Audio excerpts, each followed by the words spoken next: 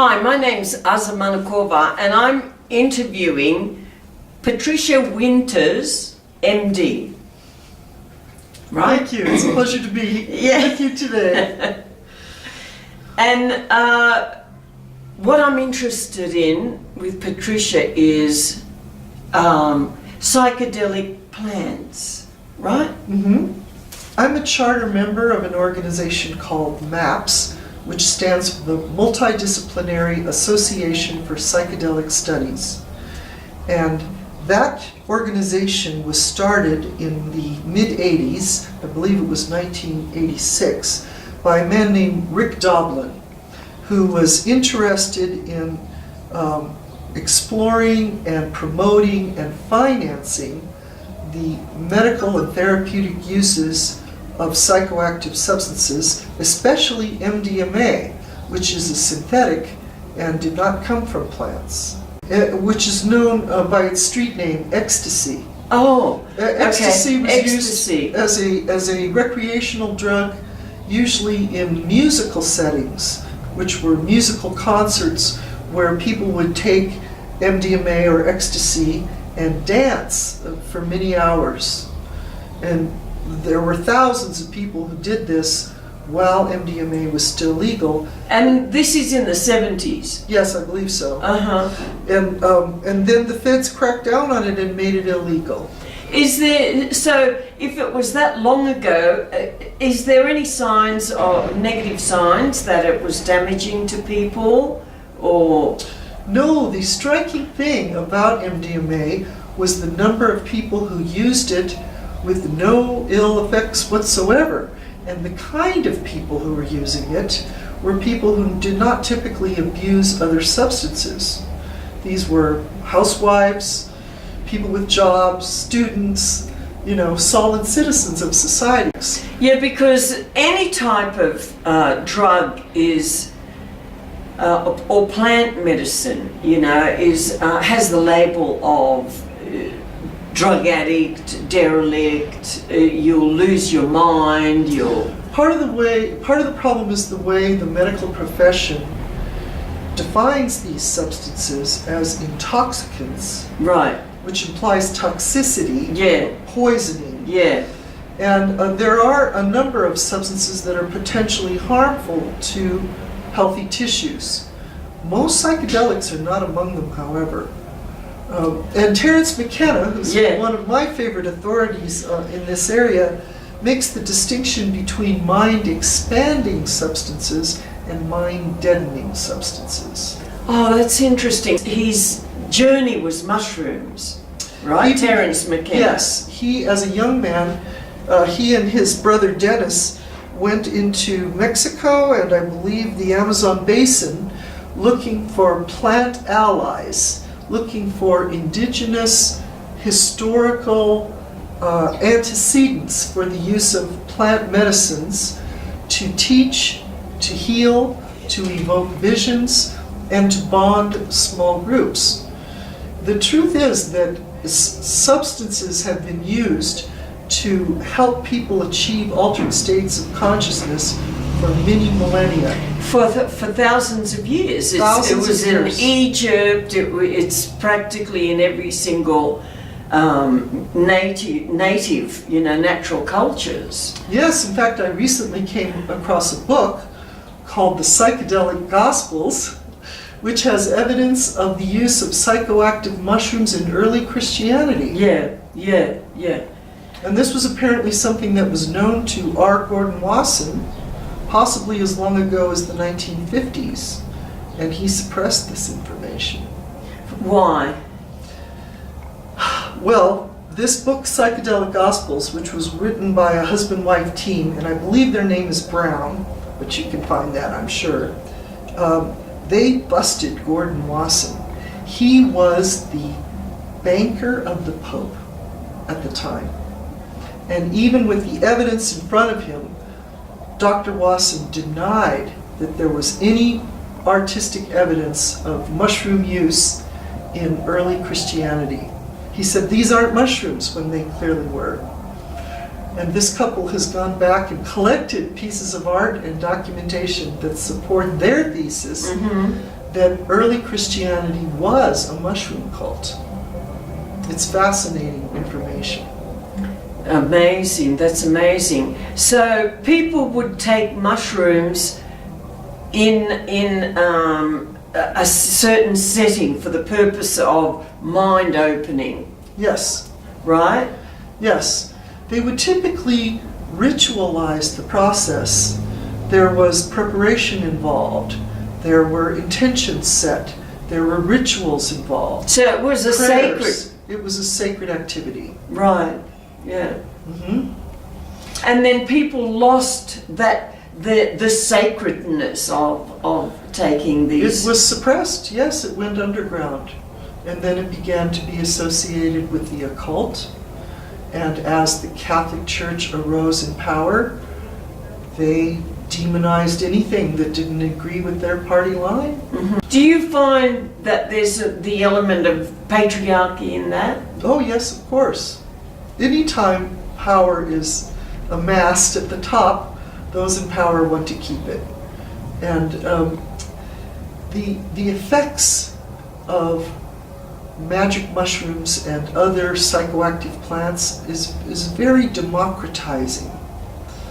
And people tend to take them in small groups, and it's very bonding for the group.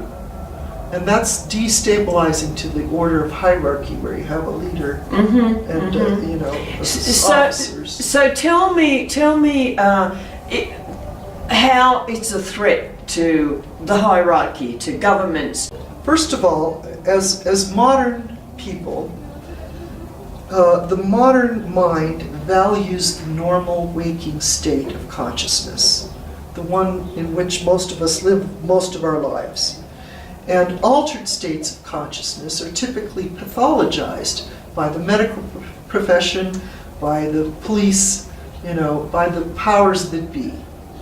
And so when you do something that alters your state of consciousness and allows you to tap into ancient wisdom, to intuitive knowledge, to unconscious elements, those are threatening to society, because it makes you question the very assumptions on which society is based. Mm-hmm. I read that 11% of the population now, the Catholic population, go to church. 11%. It's dropping like crazy. It's probably even less. People are waking up to that.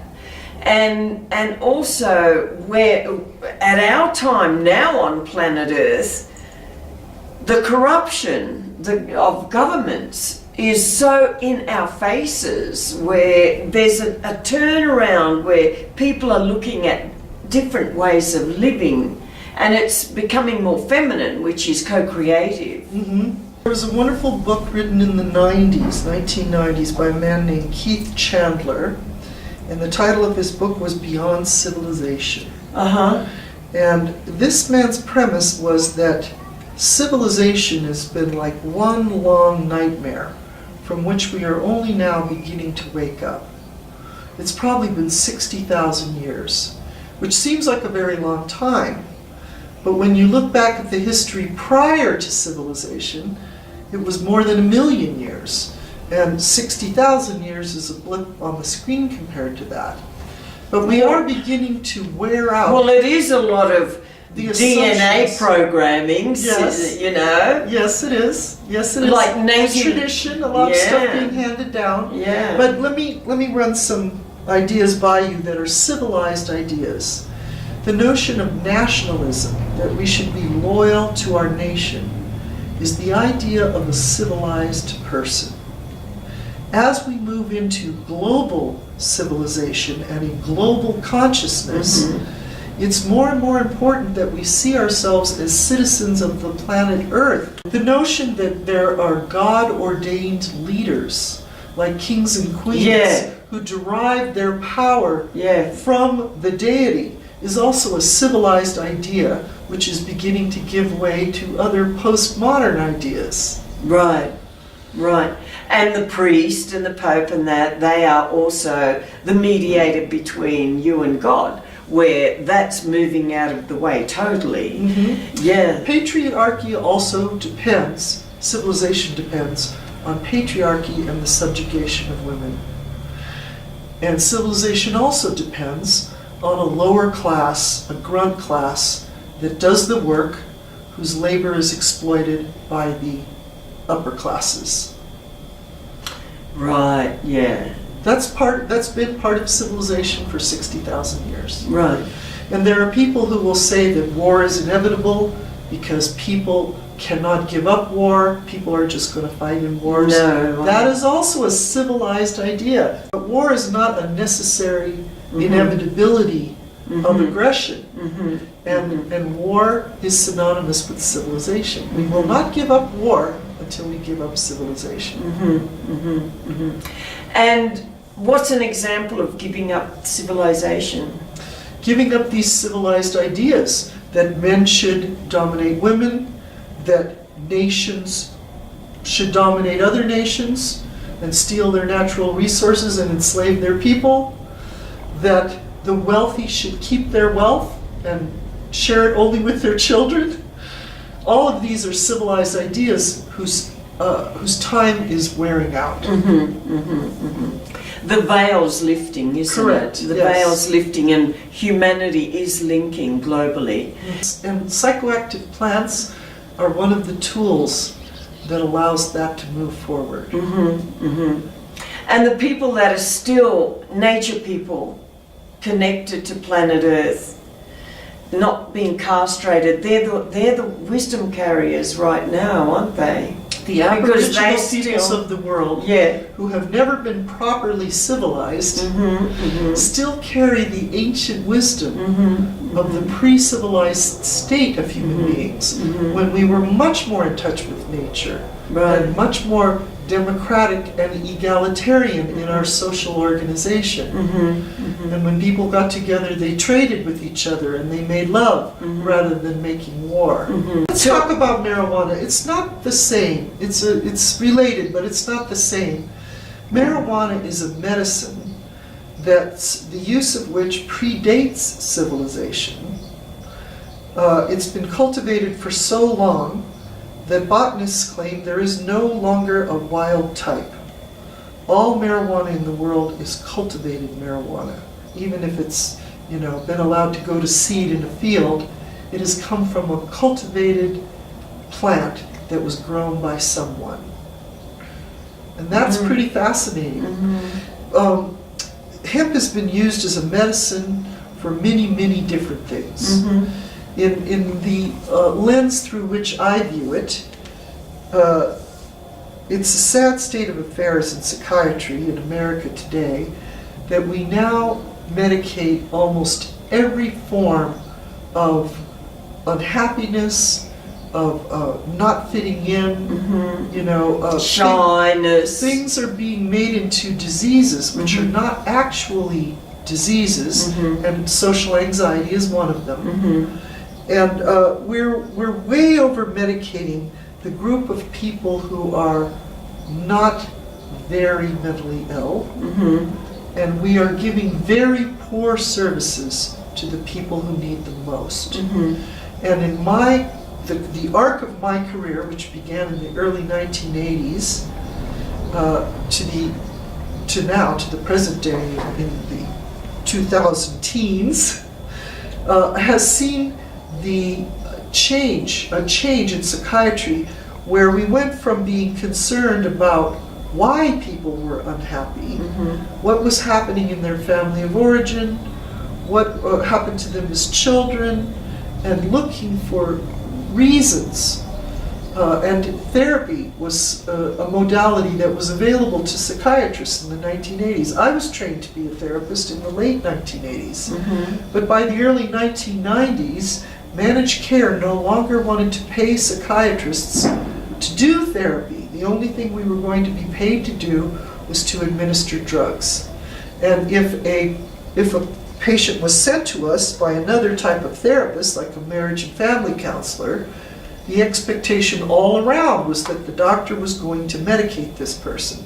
They wouldn't be sent for any other reason, except possibly a diagnostic frame, a second opinion. Wow. But now we're all drug pushers. And something like 1/3 of Americans are going to be offered a prescription for a psychotropic medication in their lifetime. This is a staggering number. That's amazing. The seriously mentally ill are only 1 to 2% of our population. Uh-huh. But we're going to medicate 35% or greater. Wow. I have a colleague who works in the student clinic at UC Berkeley. Yeah. UC Berkeley is an alma mater of mine. They teach the best and the brightest. It's a hard school to get into. Fully 1/3 of UC undergraduates have a prescription for a psychotropic medication. 1/3 of the students? Yes, 1/3 of the undergrads. Oh my God. These are sleeping medications, benzodiazepines, which are tranquilizers, antidepressants, stimulants such as Adderall. All of these drugs are widely prescribed to our best and brightest students. Oh in my California. God. That's a very scary thing. That's frightening. Oh my God. Because the downside is, when you medicate someone early and often, you tend to hook them for life. People actually become more impaired when they take an antidepressant for 10 years. They're less able to handle the buffeting, the slings and arrows of life than if they have taken no psychotropic drugs or if they've used them more sparingly and judiciously. Wow. Part of my 25-year career was helping people to simplify, taper, and get off of psychotropic medication because they've been handed a bill of goods. And here's where marijuana comes in, okay? Marijuana is a very benign substance when you compare it to the pharmacopoeia of psychiatry. Marijuana does not cause any sort of tissue damage. There is no such thing as an LD50, the lethal dose at which half the people who take it will die. No one has ever died from overdosing on marijuana. Even if you consume an enormous amount of very strong pot, the worst that'll happen is you'll have to sleep it off for a day or two. That's pretty amazing, right there. Yeah, yeah. And marijuana in California, where I'm currently a resident, there is a big boom in ways to administer medicines made from cannabis for many, many kinds of ailments, from very mild ailments such as social anxiety to very severe ailments like terminal cancer. In Asia, the old people smoke marijuana to ease the pain of bones or arthritis. Yes, or... it's much safer than opiates. Yeah. Much safer. Yeah. And of course, 200 years ago, the Chinese were using opium, smoking opium, to help with the same things. Yeah. That was that was a civilization thing, trying to force that on them. The Western powers were making China accept payment for trade in the form of opium, which led to the Opium Wars. In fact, Terence McKenna says you can write all of history through the lens of what this civilization, what were their favorite drugs? Tea, coffee, opium, alcohol, chocolate, hemp. All of these things have been used by whole civilizations. And to some extent, you can draw conclusions about that civilization based on their favorite substances. Right. Tell me about ibogaine. Ibogaine is a psychoactive plant from Africa. It is a very powerful substance. It is used sparingly by the Aboriginal civilizations that discovered it. They used it primarily for a coming-of-age ritual for the young men of the tribe. And they would give them enough ibogaine to keep them intoxicated for 3 days. And during this period, they would encounter ancestors, demons. They would have visions that would tell them something about their future. Sometimes they came away with a new name, an adult name, or a mission. something to dedicate themselves to. That's interesting, yeah. The name, adding a name or changing your name as an adult when you come of age, you naming yourself. Yeah. That's a more and more common thing. We see that. Yeah. In America, Iboga has been refined into I should say in the West, Iboga has been refined into a medicine called ibogaine. The Aboriginal people use Iboga, the plant. Ibogaine is purified. In America, we can't allow a 3-day state of intoxication. That does not get by the ethics committees. So they've tried a smaller, watered-down version where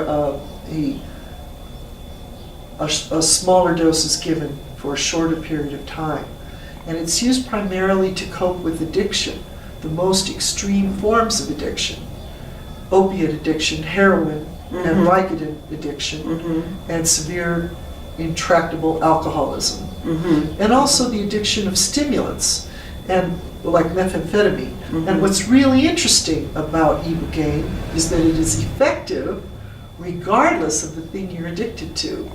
It seems to rewire the brain in some way. It dispenses with about 85% of the cravings and withdrawals that typically accompany people who are trying to get away from a powerful substance of abuse.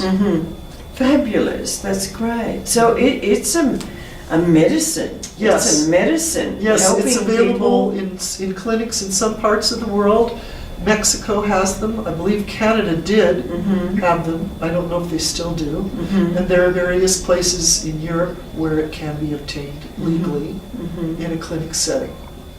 Fabulous. What about ayahuasca? There's a big boom globally now. There is. There are 2 main syncretic religions in Brazil called the União de Vegetal and the Santo Daime Church. And both of these churches use a sacred brew called ayahuasca, which is made from plants that come from the Amazonian jungle. Those 2 plants contain a pair of chemicals which, when put together, work synergistically to make a very powerful psychoactive substance. And the Brazilians have built a religion around it. When I call it a syncretic religion, that means it's added a lot of elements of Christianity.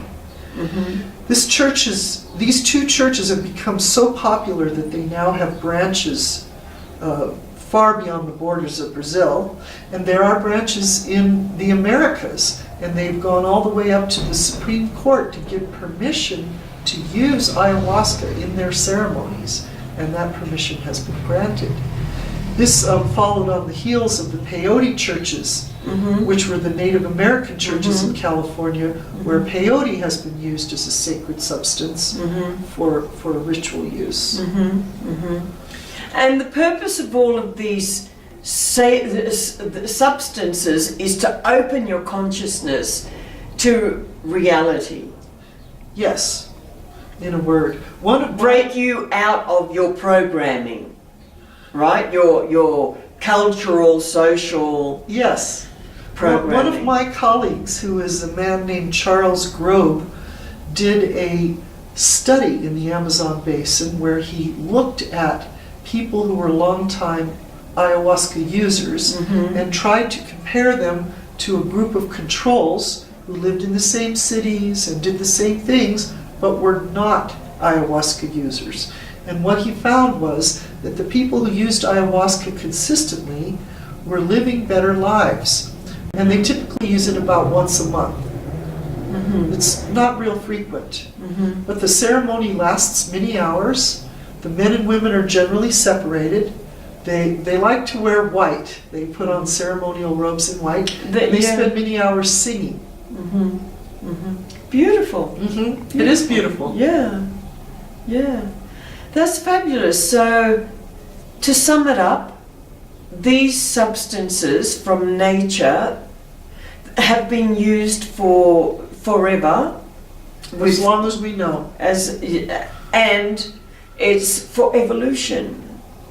evolution, opening. Well, it certainly is a wonderful tool to help people stay in touch with their own inner wisdom, to access the wisdom of their ancestors. Right, it's an internal journey. Yes. Right, it's an internal seeing. Right. And to connect with other non-human living entities, such as animals and plants. And the spirit world, the unseen world. Right. That's fabulous. Thank you very much. That's great. Thanks for the chance to talk about it. Yeah.